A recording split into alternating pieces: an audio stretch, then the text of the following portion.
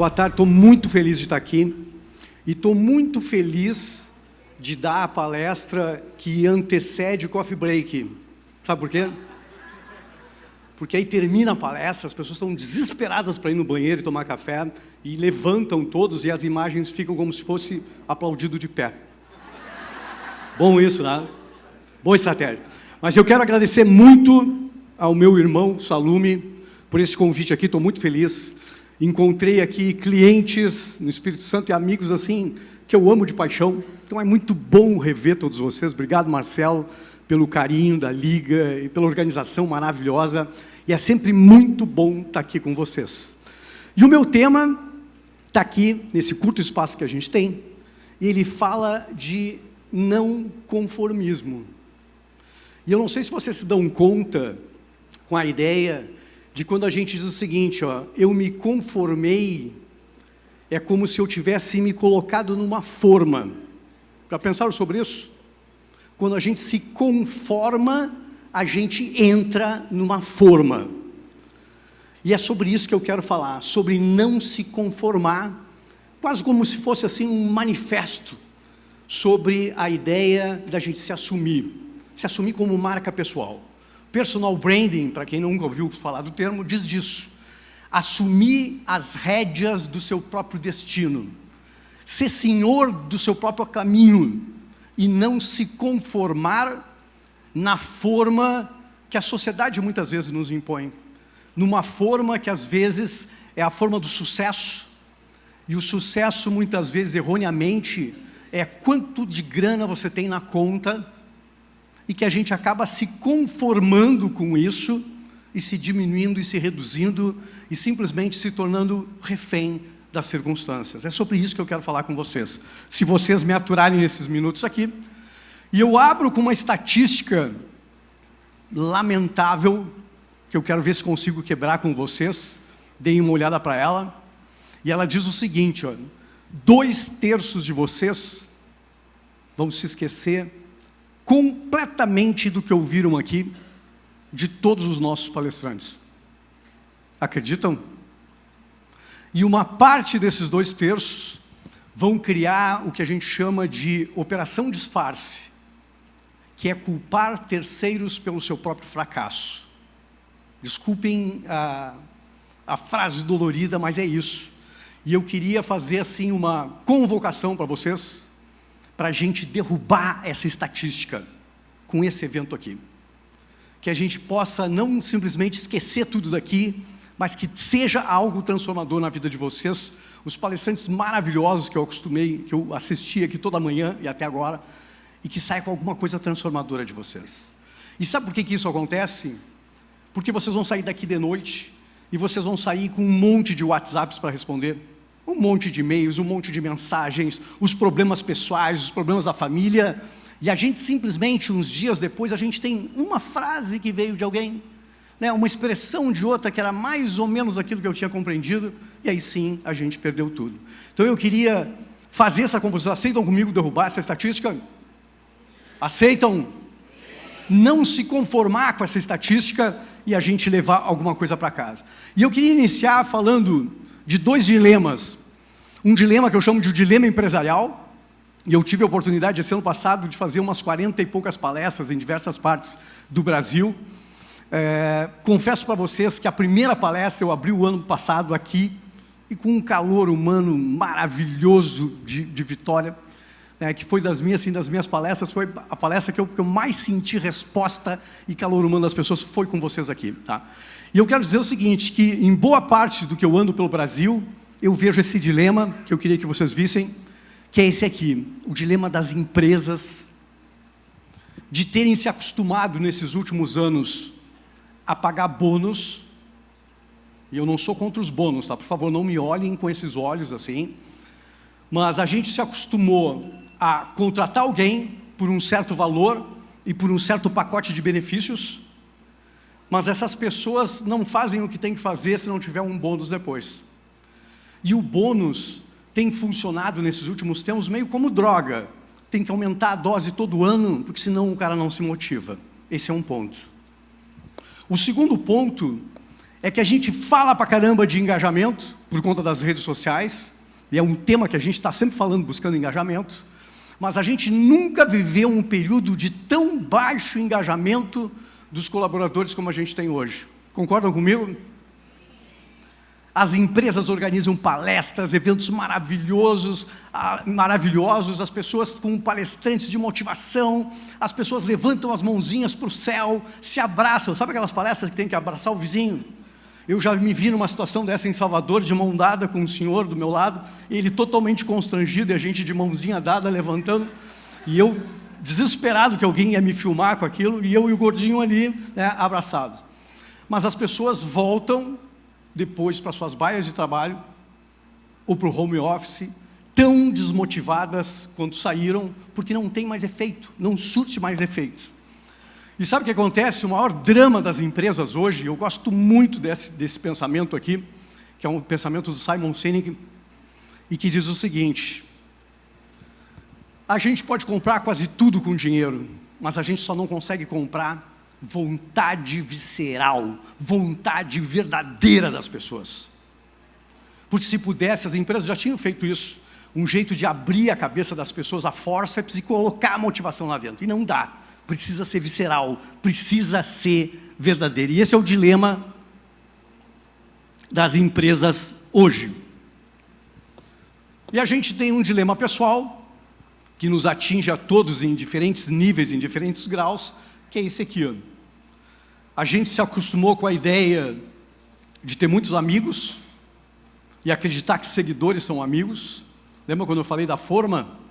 E a gente acha que o sucesso é ter muitos seguidores, então todo mundo vive obcecado para ter muitos seguidores, e a gente nunca teve um momento tão especial da humanidade de formar comunidades, e ao mesmo tempo a gente cultiva hoje uma enorme solidão.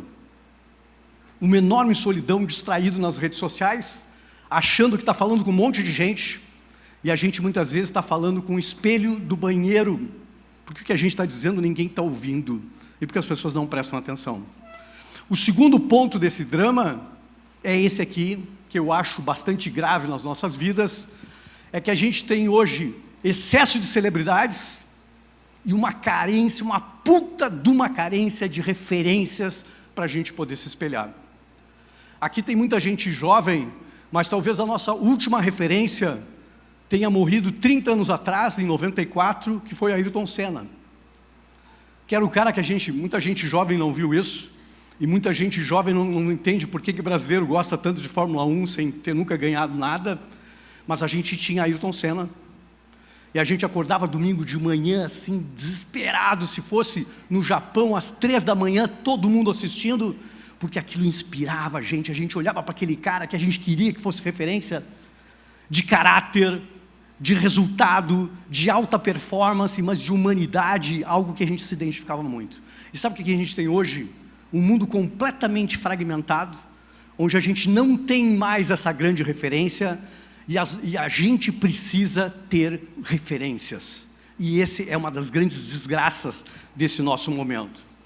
O outro ponto é que a gente tem hoje uma sociedade totalmente fragmentada, volátil. Muita gente não se planeja porque acha que tem tanta volatilidade que os planos não funcionam mais. Então a gente passa nesse universo onde tudo é fragmentado, confuso, volátil, muita futilidade, e a gente não consegue encontrar significado mais no fazer. Vocês entendem esses dois dilemas para a gente poder fazer uma reflexão aqui sobre nossas carreiras e nossas marcas? O potencial destrutivo desses dois dilemas conjuntos aqui. E aí eu vou dizer para vocês que sabe o que as empresas fazem? Talvez alguns de vocês façam. Eu já falei essa frase muitas vezes nos meus 40 anos de mercado. Vocês devem ter falado também. Porra, os funcionários precisam vestir a camisa da empresa. Não disseram isso? Eu já disse isso, confesso que já disse isso. Agora pergunto para vocês, vocês acham incrível que um operário da Gerdau chegue em casa e diga para sua esposa: puta, eu estou feliz pra caralho, porque a gente produziu mais alguns milhares de toneladas de aço? Vocês acham realmente que funciona assim? que um funcionário da XP chega em casa e está muito feliz porque a XP bateu mais de 1 bilhão naquele momento? É isso que motiva as pessoas? Então eu tenho sérias dúvidas sobre isso, porque a gente acabou acreditando que isso funciona. Isso não funciona. É a mesma coisa do que a gente sempre pediu para as pessoas, e muita gente pediu isso, que os colaboradores tenham atitude de dono, tem que pensar como dono. Já não viu isso também? A gente diz, vocês acreditam que alguém que ganha um salário mínimo vai ter pensamento de dono de uma grande empresa? Sabe por que isso não é verdade? Porque ele não tem nem as benesses de ser dono, e nem os perrengues e as dificuldades e os dramas que só quem é empreendedor sabe que tem que viver. Antes que vocês me olhem com esses olhos assim punitivos, eu quero dizer que eu entendo o objetivo da frase. É óbvio que eu entendo. Mas a gente se ilude com essa ideia que não vai acontecer. Então, o que eu acredito? Eu acredito numa coisa que a gente vai falar hoje aqui, que é isso aqui.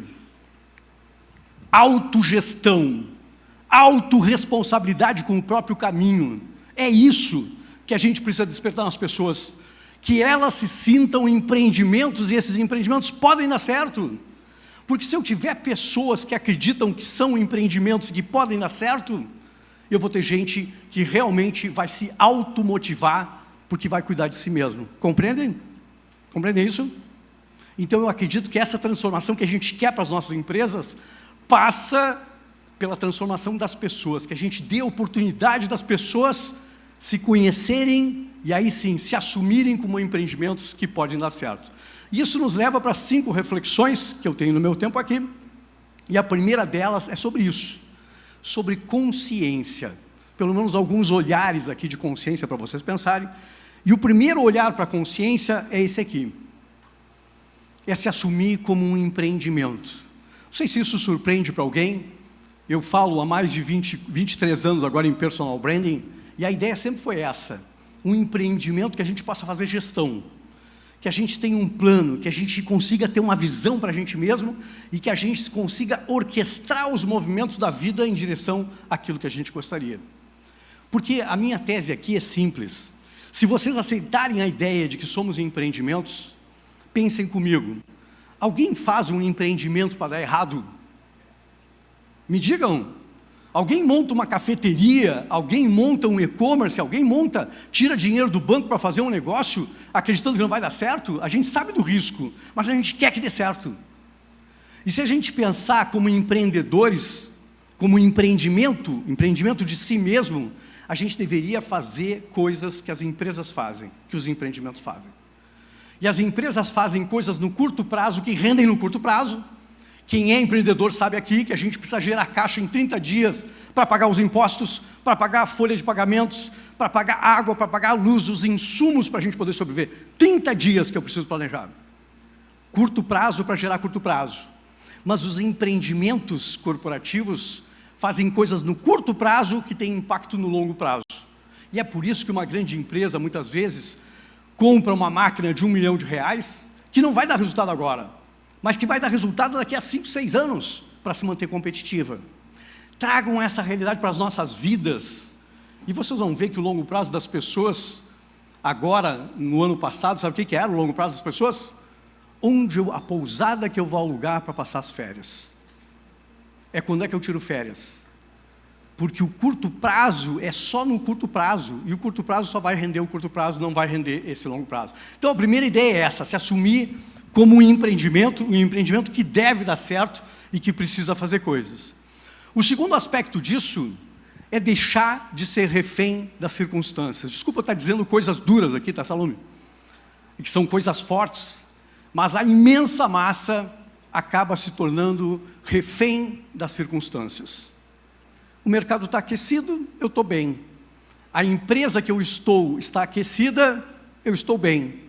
Muda o mercado com a volatilidade e eu estou mal, porque eu não construí nada do meu próprio empreendimento. Eu não vou constranger vocês aqui, e eu não gosto de palestrante que constrange as pessoas. Eu, às vezes, fujo de sentar na frente para não ser pego por nenhum palestrante, porque sou tímido.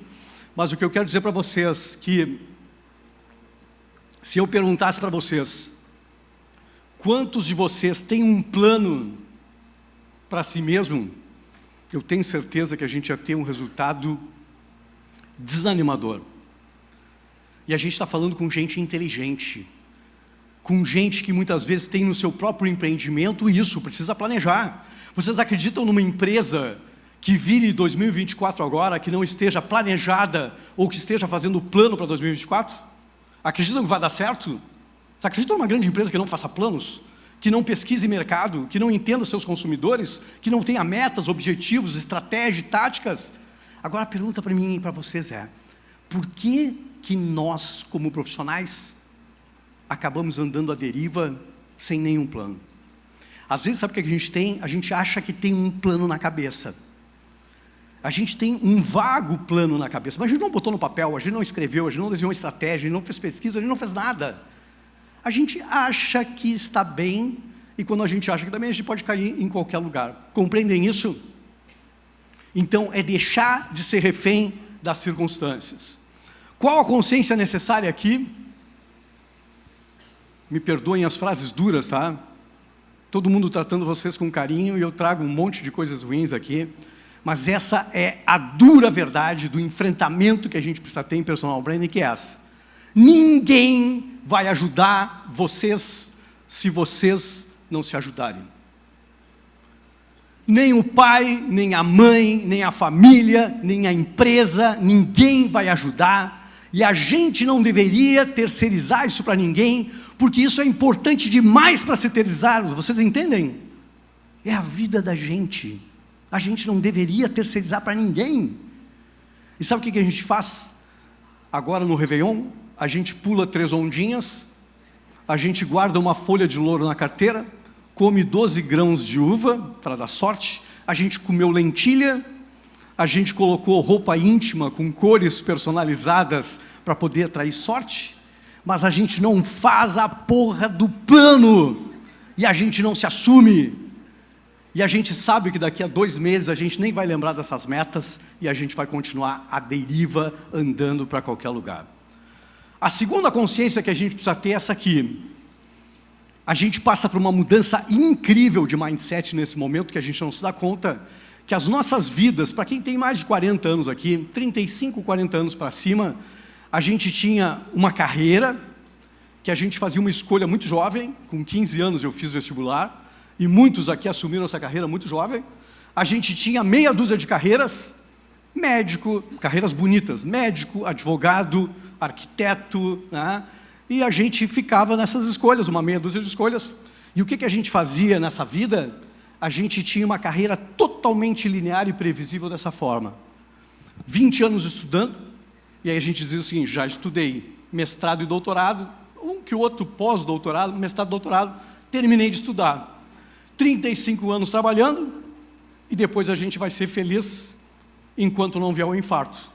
Não era essa a vida que muitos de nós tivemos, ou os nossos pais tiveram? E aí a gente tem uma mudança brutal, que é essa aqui, ó.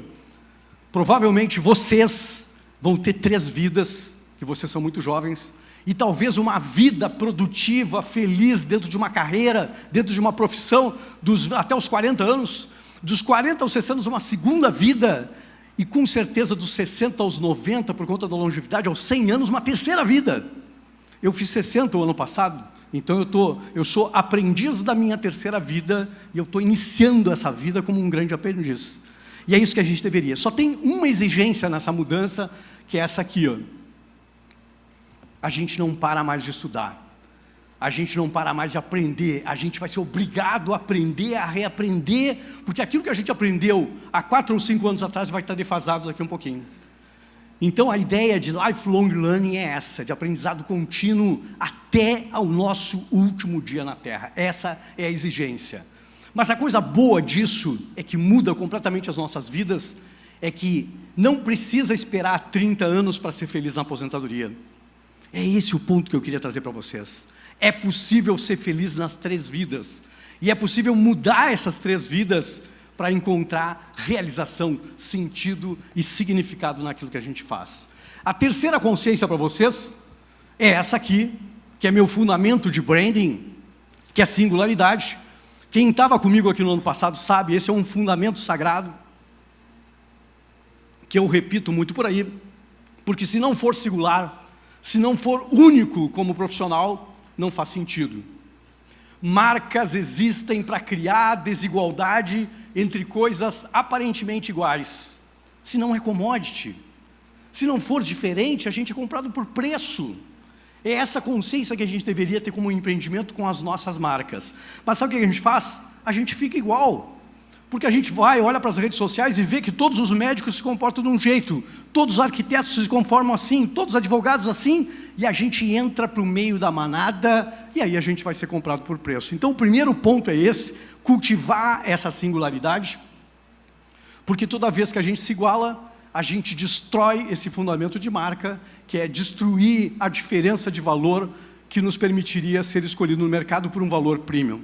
Fica claro para vocês? A dúvida das pessoas sempre é: como é que eu me diferencio? Como é que eu faço isso? E eu sempre digo para as pessoas que a diferença está dentro da gente mesmo. Desde que a gente escute a voz interior, desde que a gente mergulhe profundamente na gente para se compreender, para entender o próprio self, para entender virtudes, para entender forças, fortalezas, para entender vulnerabilidades, fragilidades, passivos que a gente tem. Nenhuma empresa vai conseguir estabelecer um plano no mercado se não tiver esse autoconhecimento. E isso é sagrado. O que a gente não faz hoje? Porque a gente está sempre distraído. A gente está sempre com fones de ouvido e a gente não escuta nada e a gente simplesmente toca a vida. Então, essa singularidade está aqui, na própria história de cada um. As grandes marcas que a gente ama trabalham a singularidade, trabalhando a história, com os fracassos, com as derrotas, com as cicatrizes, com o conhecimento que a gente tem, que ninguém vai ter igual a forma como a gente aprendeu. A informação é disponível para todo mundo, mas o jeito que a gente aprende é único, e isso faz parte da nossa singularidade. Fica claro para vocês? Tranquilo? Fica? Então a gente vai para um segundo ponto, que é um ponto muito importante para mim aqui, que são as certezas. E eu tinha prometido para o Salume e que eu ia trabalhar personal branding aqui por um lado oposto do que eu trabalhei no ano passado, falando de vazios, falando de restrições e falando de erros aqui também. E as certezas, eu digo para vocês, são as nossas melhores amigas e também são as nossas piores inimigas. Sabem por quê? Porque são nossas amigas, porque a gente precisa levantar de manhã, e obviamente como os paradigmas, a gente precisa saber que precisa escovar os dentes, tomar banho, pegar o carro, ir para o trabalho, fazer o que a gente tem que fazer, não tem? Imagina se a gente tivesse que aprender tudo de novo, não daria.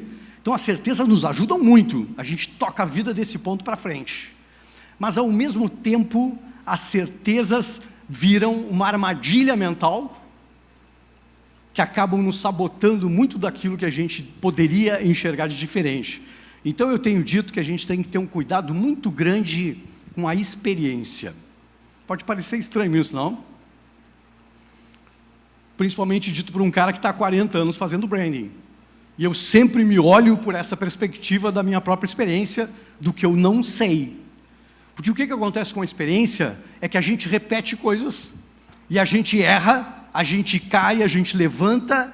Você sabe a teoria do Malcolm Gladwell, das 10.000 horas, ou dos 10 anos, depois de formado, entrando no mercado de medicina, 10 anos fazendo cirurgia, estou falando para ele porque eu sei que ele é médico, fazendo cirurgia, a gente erra, acerta, busca, aprende, vai, busca conhecimento, erra, acerta, erra, acerta, erra, acerta. Nos 10 anos a gente chega assim no estado da arte daquilo que a gente faz, sendo médico, neurocirurgião, sendo advogado, sendo um arquiteto, que a gente realmente tem uma bagagem, tem track record para a gente chegar lá.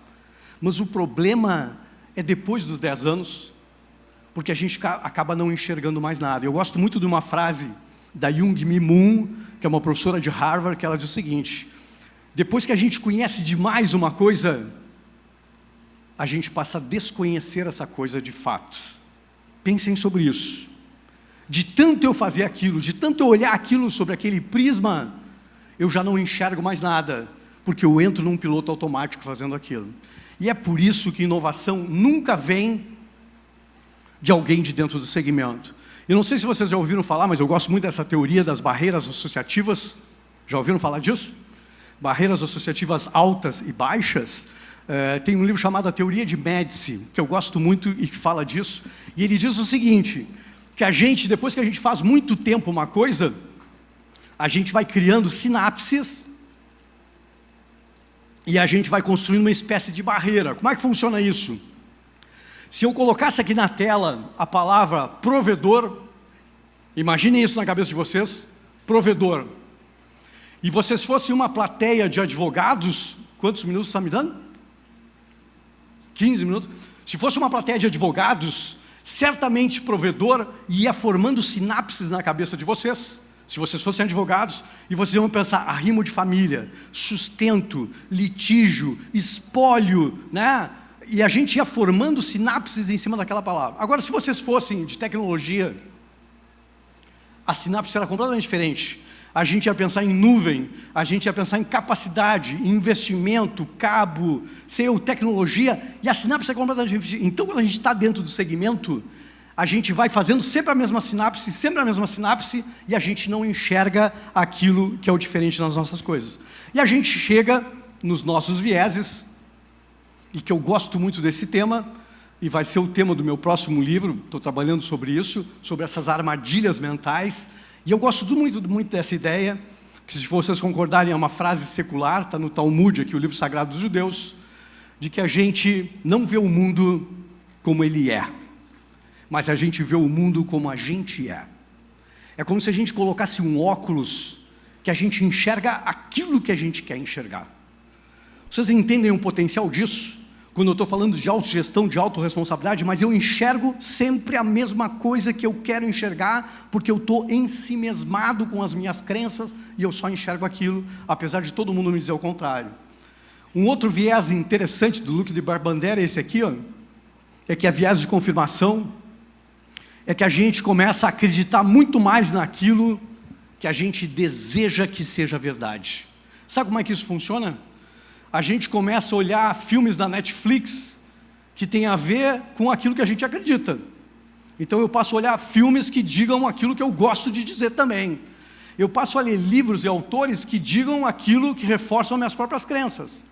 Eu me junto com pessoas no Instagram ou pessoas nas minhas redes sociais que pensam comigo. A gente não quer pensar com gente que pensa ao contrário. E a gente vai se ensimesmando com as mesmas coisas. E a gente vai ficando menor, porque a gente não permite o contraditório. A gente não permite enxergar o diferente nas nossas vidas. O viés de confirmação faz com que a gente não consiga aprender com os nossos próprios erros. Sabe por quê? Porque a gente reconta a história da gente na nossa cabeça. Olha que coisa louca. E acontece com todos vocês, acontece comigo mesmo.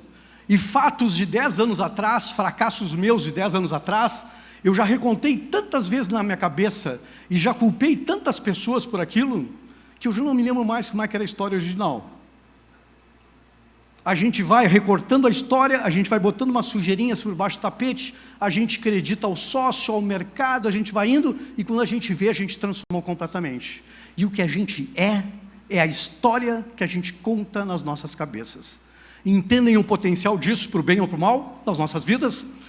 Então o que acontece é que as grandes inovações, se vocês olharem, o Uber não veio da indústria automobilística, o Airbnb não veio da indústria hoteleira, a Tesla não veio da indústria automobilística tradicional, e a SpaceX, que derrubou os nossos slogans de foguete não dá ré, porque fez um foguete que dá ré e estaciona a porra do foguete, e a gente achava que não dava ré.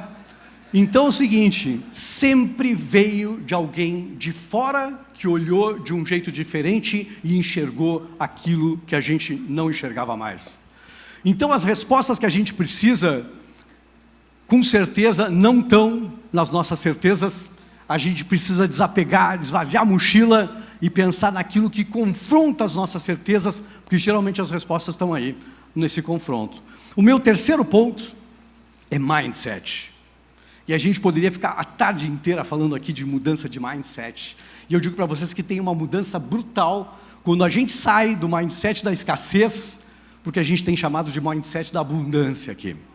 O mindset da escassez, para vocês entenderem a lógica, para quem não viu o conceito ainda, era mais ou menos assim: nós, todos aqui, essas 1000 pessoas como organização, e a gente, o seguinte, a gente escondia conhecimento para parecer autoridade. Eu tenho amigos da velha guarda que ficavam 10 anos sem tirar férias na empresa para não parecerem irrelevantes na empresa. Porque se a pessoa tirar férias, vão ver que ela não precisava estar ali, então não tirava férias. Então a lógica que nos ensinaram, os mais velhos sabem aqui, é: não entrega tudo. As pessoas usavam assim: não entrega o pulo do gato para a equipe. Tu vai ensinando, não, mas o pulo do gato tu guarda, para que tu seja autoridade. E hoje a autoridade vem completamente do contrário, vem do compartilhar. Então nesse mindset da abundância, se vocês restringirem a informação aqui, a gente fica menor. Mas se a gente tiver segurança psicológica na empresa, para que as pessoas possam colocar suas vulnerabilidades, eu compreendo as suas vulnerabilidades, eu posso te ajudar. E tu conhece as minhas vulnerabilidades e me ajuda. E por isso a gente se torna maior em grupo como e a gente chama isso de mindset da abundância. E isso muda a lógica completa da organização, porque quanto mais a gente compartilha, mais a gente ganha autoridade. Vocês não se surpreendem de olhar pessoas incríveis, geniais do mundo inteiro, compartilhando tudo que sabem na internet de graça? Porque quanto mais compartilha, mais eu vejo aquela pessoa como uma autoridade realmente naquele assunto. Então muda completamente a lógica. Mas muda a lógica dos negócios também. E aqui eu me socorro do Simon Sinek, que ele diz o seguinte: não é mais um jogo finito de vencedores e perdedores, mas é um jogo infinito. Eu gosto muito disso. Sabe o que isso muda? A minha relação com os fornecedores. Porque até um tempo atrás a relação é o seguinte: esmaga os fornecedores e tira o sangue dos fornecedores. Porque eu preciso matar alguém para poder sobreviver e vencer. E hoje a gente fala em ecossistemas, onde o meu fornecedor pode crescer comigo. E quanto mais forte for o meu fornecedor, mais o meu negócio pode se fortalecer. Então muda a lógica do negócio entre vencedores e perdedores. A gente tem uma outra lógica para os negócios aqui, para o crescimento e para os líderes, que crescimento não é uma causa, mas sim consequência. Se vocês pensarem o que aconteceu nessa nossa década com a Odebrecht, não tem ninguém da família Odebrecht aqui? Ninguém vai me bater? O que eu quero dizer que tudo que fez foi por uma vontade terrível de crescer. Crescer, crescer, crescer, custe o que custar. E a lógica que a gente tem trabalhado hoje no mindset da abundância crescimento é consequência de algo maior. E aí sim eu vou crescer, mas tem uma causa maior do que só crescer. É horrível ir numa empresa e ver que o planejamento tem mais 20% ou 30% de crescimento. Por quê? Isso não me motiva, isso não me dá significado. Esse crescimento de 20% ou 30% deveria ser consequência de algo maior que eu estou plantando aqui. O segundo ponto para a gente pensar é uma dualidade interessante que tem impacto nos nossos negócios, que é isso aqui, ó. A gente vive essa dualidade, e eu estou falando de vazios e ausências aqui para vocês, porque a gente vive sobre essas duas forças. Pensem comigo, entre o excesso e que é o escasso nas nossas vidas. Vou dar um exemplo para vocês. Se a gente estiver sobre o tempo, se a gente perder uma conexão de avião, e a gente tem 2 horas de espera, e eu que vivo viajando, passo toda hora por isso, essas 2 horas são intermináveis, não são? Porque, meu Deus, 2 horas. Se não tiver tomada no aeroporto, fudeu. Porque na hierarquia das necessidades de Maslow, tomada está no topo lá. E a gente olha umas pessoas, um grupo se acotovelando, lá tem tomada, vai que tem tomada. Aí a espera fica melhor. Mas a gente fica desesperado com essa... Agora, se a gente tem 2 horas para terminar um trabalho, uma apresentação importante, um relatório, essas 2 horas voam. Então, quando a gente tem demais uma coisa, a gente fica querendo o contrário. A nossa vida é o tempo todo assim. E aí, a reflexão que a gente tem que fazer, e que é importante para a vida de vocês e para os negócios de vocês, é refletir sobre o que é escasso na vida de vocês. Sobre o que é escasso na vida dos clientes de vocês. Porque aí a gente tem algo lógico para trabalhar. E quando eu pergunto para as pessoas o que é valioso porque é escasso na vida, o que vocês acham que as pessoas dizem? O que vocês acham? Tempo. Tempo é o número 1, porque as pessoas queriam que o dia tivesse 26 horas, 25 horas. Sabe para quê? Para encher mais a porra da gente, com mais coisas para fazer e ficar tão louco quanto era antes. Mas depois a gente vem com atenção plena, afeto, aperto de mão verdadeiro, olho no olho, integridade, respeito, simplicidade, confiança, significado, ou seja, tudo que é escasso nas nossas vidas. Vocês se dão conta que não é mais uma TV de OLED, que não é o iPhone número 20, e que é escasso nas nossas vidas, são coisas que realmente nos fazem muita falta hoje e que a gente não tem, e que são coisas que o dinheiro não compra. Vocês se dão por conta disso? E que se a gente conseguir resolver isso, amenizar a dor das pessoas, a gente tem um ganho incrível. No meu segundo livro, Paixão e Significado da Marca, eu falo de pequenas epifanias, porque talvez a gente não tenha o jatinho do Neymar. Salvo vocês, eu acho que eu não vou ter o jatinho do Neymar, nem o helicóptero do Neymar, mas a gente precisa de pequenos momentos de paz, pequenos momentos de epifania que mudam completamente a nossa vida. A gente não é feliz ou infeliz pelas grandes coisas que a gente não tem, mas pelas pequenas coisas que incomodam todos os dias. Pensem nisso. Pequenas epifanias são andar descalço na grama molhada, tomar banho de chuva numa tarde de verão, abraçar um filho por 5 minutos. Quem tem filho adolescente sabe a dificuldade de fazer isso, né? E sentir o calor do corpo, rezar, cantar, andar sozinho. São essas pequenas epifanias que são transformadoras para os nossos clientes. O meu quarto ponto, e o meu tempo está terminando, é sobre o valor da ausência, que pode ser maluco para vocês, e eu estou falando de escasso, de excesso o tempo todo, mas eu queria mostrar a importância da ausência aqui para vocês, justificando que a gente vive hoje oprimido por essas 3 forças: excesso, paradoxo do excesso. Quanto mais escolhas eu tenho a fazer, mais difícil ficam as minhas escolhas. Isso é um paradoxo que nos atinge a todos o tempo todo, tudo tem demais. Quer um exemplo? A gente vai assistir um filme na Netflix, sábado de noite, a gente junta a família, minha mulher está aqui, a Paula, e a gente começa uma discussão sobre que filme vamos assistir. Essa discussão começa às 9 da noite, e às 11 da noite, a gente está num embate terrível, e a gente diz assim, tá, não dá mais, 11 da tarde, vamos deixar para a semana que vem, e a gente não consegue olhar, porque tem demais, tem tanta coisa boa, e a gente fica perdido naquele troço. O segundo aspecto é velocidade. Vocês sabem que a garotada não consegue escutar uma música de 1 minuto? Sabem disso? Porque tem playlist. Escuta 15 minutos e vai pulando a playlist e não consegue, porque 1 minuto é uma coisa insuportavelmente longa. A gente tem que fazer reels de 59 segundos, porque ninguém aguenta um pensamento de 1 minuto. Não parece maluco isso? E a gente olha a estatística do reels e viu que todo mundo caiu nos 23 segundos. Então, se não tiver uma chamada muito forte no início, ninguém aguenta. Vocês entendem o poder disso? O terceiro aspecto é a grandiosidade. A gente falava da lista dos milionários da Forbes, e hoje falar de lista dos milionários, a pessoa dá uma risada para ti, porque é a lista dos bilionários, né? E daqui a pouco a gente vai ter dos trilionários. Tudo é grandioso. Então, quando a gente junta grandiosidade, velocidade e excesso, cria-se esse terreno maluco para as coisas perderem completamente o significado e a gente sentir essa sobrecarga. Não sei como é que está a vida de vocês, está tranquilo? Mas a gente pergunta para as pessoas assim, como é que está a vida? E a pessoa assim, dá uma respiração, não dá assim? Porque parece que ter tempo é uma desgraça, que a pessoa é um vagabundo. Todo mundo tem que estar com a agenda correndo, lotado, para ser uma pessoa bem-sucedida. Então o efeito do branding é esse aqui, ó. A gente tem fragmentação, a gente tem multiplicação, a gente tem sobreposição, a gente tem dispersão, e isso é o contrário do valor no branding. O branding odeia dispersão, e por isso a gente não consegue enxergar nada e não se fixar em nada. O valor do posicionamento está na concentração. Isso é muito importante para a empresa de vocês e para a marca pessoal de vocês. Ou seja, é uma escolha e muitas renúncias. É mais descarte do que escolha. Ou seja, é representar uma coisa para alguém e não muitas coisas para muita gente. Esse é um erro terrível nos meus mentorados, porque a gente quer abraçar tudo. E a gente, quando representa muitas coisas, a gente não representa absolutamente nada.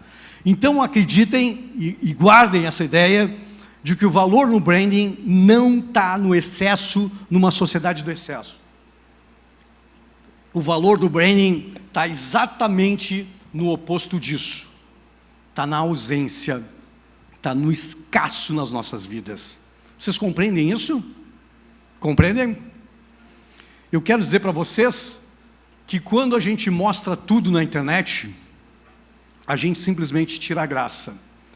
Eu sei que vocês escutaram do meu amigo Iezer, especialista em Instagram, que tem que colocar nos stories lá um monte de coisa para humanizar as marcas, e eu respeito essa posição, mas pensem comigo, as grandes marcas não mostram tudo, porque perde a graça. Outro dia um advogado, um mentorado meu, disse assim, mas eu faço stories todos os dias, não está dando resposta, e eu passeio com um cachorrinho todos os dias e filmo. E filmo o passeio com o cachorrinho, depois filmo o café, depois filmo o trabalho, e ele não está dando... Mas, cara, tua vida é um tédio, e ninguém quer saber desse tédio de passear com o cachorrinho todas as manhãs. E as pessoas ficaram obcecadas por mostrar o café da manhã, mostrar o almoço, mostrar o jantar, mostrar a academia, sabe? Todos os dias, todos os dias, todos os dias. E aí perde a graça, porque eu não consigo imaginar a tua vida. E eu talvez pudesse imaginar a tua vida muito melhor do que ela realmente é, quando tu quer ostentar para mim a tua piscina, e talvez eu imaginasse uma piscina maior. Talvez um carro maior, e aí, só tem esse carro, né, nessa coisa da ostentação. Então, o que a gente precisa fazer no branding aqui é trabalhar as ausências e deixar espaço para as pessoas imaginar, ou seja, cultivar vazios para poder significar, para que os nossos seguidores, os nossos amigos, os nossos clientes possam significar as nossas marcas pessoais. E é o meu quinto ponto, terminou meu tempo, e eu faço bem rapidinho aqui. Mas o que eu queria olhar esse significado para vocês, pelo ponto de vista corporativo, e eu falaria muito aqui para vocês sobre isso, é que o grande erro aqui, muitas vezes, das empresas, é quererem formar comunidades de produtos, em torno de produtos. E as pessoas não compram produtos. As pessoas compram ideias, elas compram significado, é isso que elas querem seguir. Eu não quero acordar todos os dias com um panfleto na internet me vendendo um tênis. Vocês entendem que eu posso gostar de ver isso quando eu estou precisando comprar o tênis. Mas eu quero me ligar numa ideia, talvez, de caras de 60 anos que querem correr e caminhar. Aí eu me conecto, uma ideia, um conceito, não com produto. Então esse é o primeiro ponto para vocês pensarem em significado. E pensarem que as pessoas se conectam com isso aqui, com uma causa justa, que é o que defende Simon Sinek, resultado de um propósito. Ou seja, é isso que a garotada quer, é isso que as novas gerações querem, ter algo maior do que o bônus e poderem se conectar com isso, com algo que realmente faça sentido para levantar de manhã, para ir trabalhar além do salário, além dos bônus. E o último ponto, do ponto de vista do significado empresarial, é esse aqui. É pensar que hoje a gente tem vazios enormes na sociedade, buracos da sociedade, e eu não sei vocês, mas a gente sempre esperou que os governos fizessem isso. Não sei se vocês acreditam em que os governos vão fazer isso, mas a sociedade tem um monte de problemas que os governos não vão resolver, os políticos não vão resolver, e eu acredito em vocês, na marca de vocês como exemplo disso. Marcas corporativas com postura, com atitude, podem ser esses grandes guias para juntar grandes comunidades aqui em grandes soluções para o planeta. Aí tem uma resposta, tem um caminho de conexão muito importante. E com relação às pessoas, e eu já estou encerrando a minha narrativa aqui, eu gosto muito da ideia de que esse significado está ligado intimamente com a ideia de excelência. Porque excelência, para mim, está conectada com paixão. Eu não sei se vocês vão concordar comigo, mas todas as pessoas excelentes que eu conheço, talvez vocês conheçam, neurocirurgião, motorista de aplicativo, arquiteto, advogado, quando são excelentes, são apaixonados, não são, Marcelo? A gente olha, cara, essas pessoas têm um brilho no olhar diferente, né? E o apaixonado, ele por ser apaixonado, ele tira dinheiro do bolso para comprar as 3 bases. Ele não espera a empresa, ele faz sacrifício, ele não vai em algum lugar na balada, mas pega a grana para comprar um livro, porque ele é apaixonado por aquilo. E as pessoas gostam dos apaixonados, porque eles trabalham sem mimimi, eles entregam mais rápido, com mais velocidade, com mais qualidade, e todo mundo quer ter um apaixonado na equipe. Qual é o problema aqui? Mesma coisa que a motivação lá. A gente não consegue abrir a cabeça do desgraçado e socar paixão lá dentro. senão as empresas já tinham feito isso, já tinham um software para fazer isso. Não dá. Minha tese aqui é que a gente só consegue acender a chama da paixão quando a gente encontra significado naquilo que a gente faz. Então, ao invés de pedir para as pessoas vistam a camisa da minha empresa, a gente deveria ajudar as pessoas a encontrarem significado, mesmo que seja fora da nossa empresa, em outro lugar. Mas encontrando significado, aí eu realmente tenho pessoas que vão transformar a organização, porque elas estão transformadas, elas têm autorresponsabilidade, elas fazem autogestão, elas vão cuidar da imagem, elas vão cuidar do branding, e aí a gente tem realmente uma transformação sustentável. E eu defendo o significado não como uma coisinha boba que as pessoas fazem agora, um canvas, vamos descobrir o propósito, tem que fazer uma frase linda. E muita gente trava porque não encontrou essa frase linda ainda, porque não tem um redator, não tem um copywriter. E eu digo assim, vive essa frase, mesmo que ela não exista, sente a frase dentro da tua vida, que tem que estar fazendo algo que faça sentido. Levanta da cama com alguma coisa que te leve além do salário, além da sobrevivência da grana. É essa descoberta, que não precisa estar numa frase, desde que a gente viva, desde que a gente sinta essa frase na gente. Porque a gente precisa disso. O ser humano precisa se enxergar. Eu essa semana fiz um post sobre isso, que quanto mais selfies a gente faz, menos a gente se enxerga. Acreditam? Essa obsessão que a gente tem de se autofotografar, e que a gente se olha pelas lentes da câmera, a gente se enxerga, a gente se vê, mas a gente não se enxerga. Porque o ser humano só se enxerga na obra, acreditem nisso. Quando a gente olha a vida em retrospectiva e entende o que eu estou fazendo nesse mundo. A gente deveria comemorar duas datas, a data do aniversário e a data que eu descobri o que eu vim fazer no mundo. Porque muita gente vai morrer sem saber isso.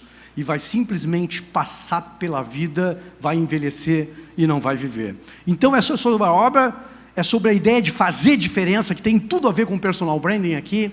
Fazer diferença, não ser só diferente, mas fazer diferença na sociedade e atingir o que para mim é o grande objetivo das nossas carreiras, das nossas marcas pessoais, que é realização. Com dinheiro ou sem dinheiro. Porque a gente estabeleceu erroneamente na cabeça que realizado é o cara que tem muita grana na conta bancária. E a gente vê muita gente com conta bancária que parece um CPF, mas que é totalmente infeliz e não realizado.